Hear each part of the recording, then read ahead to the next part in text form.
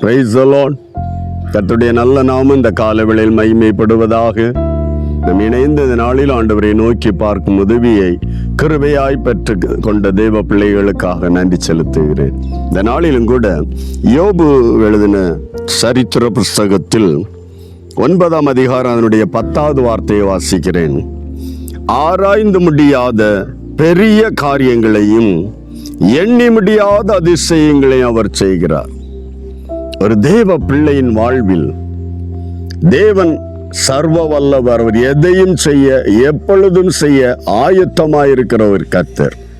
அந்த தேவனாகிய கர்த்தர், ஆமென், ஆராய்ந்து முடியாத பெரிய காரியங்கள், ஆராய்ந்து முடியாத பெரிய காரியங்கள் ஒரு தேவன், ஆமென், தேவ பிள்ளையின் வாழ்வில் தேவன் ஒரு காரியத்தை செய்யும் போது அது ஏன் செய்கிறார், ஏன் இந்த வேதனை, அல்லது ஏன், எப்படி இந்த நன்மை, எப்படி இந்த விடுதலை, ஆமென் என்று ஒரு மனிதர்கள், உலகம் அந்த தேவ பிள்ளையின் வாழ்வை ஆராய்ந்து அறிந்து கொள்ள இயலாத அளவுக்கு கர்த்தர் பெரிய காரியங்களை மனிதனுடைய வாழ்வில், இயற்கையில், ஆமென், சூழ்நிலைகளில் பலத்த கிரியைகளை மனிதனால் எண்ணி பார்க்க முடியாது, ஆராய்ந்து முடியாது. எப்படி சம்பவித்தது?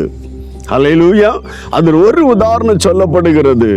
ஆமென், தாயின் கருவில் எலும்புகள் உருவாகும் விதம் என்னதென்று. ஹல்லேலூயா.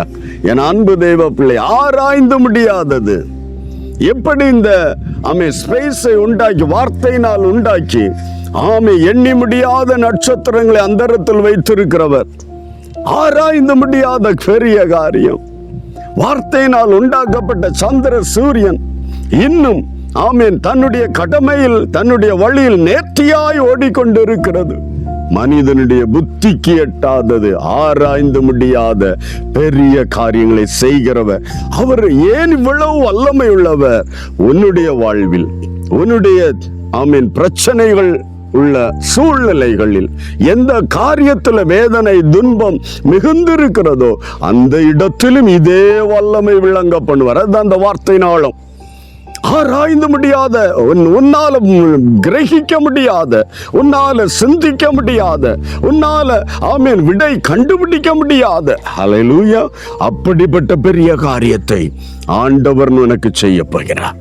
அவர், ஆமென், தான் வல்லமை உள்ளவர் என்று காட்டுவதற்கு மட்டுமல்ல, ஆமென், அது உண்மை. ஆனால் உன் வாழ்வில் நீ நம்பிக்கை கொள்ளுகிற ஒரு தெய்வ பிள்ளையாய் மாறும்படி, ஆமென், இயேசு கிறிஸ்து சகல வல்லமை உள்ள தேவன். வேதம் சொல்லுகிறபடி வானத்திலும் பூமியிலும் சகல அதிகாரம் எனக்கு ஒப்பு கொடுக்கப்பட்டது என்று அந்த தேவன் உன்னுடைய வாழ்விலும் ஆராய்ந்து முடியாத பெரிய காரியங்களை கட்டளையிடுக வல்லமை உள்ளவர். விசுவாசத்தோடு இந்த வார்த்தை இருதயத்தில் பதித்து கொண்டு, ஆண்டவரே, என்னால முடியாத, கிரகிக்க முடியாத, சிந்திக்க முடியாத, நினைத்து பார்க்க முடியாத எத்தனையோ காரியங்கள், ஆனால் அந்த காரியங்களில் எல்லாம் உன்னுடைய வல்லமை விளங்கணும் ஆண்டவரே.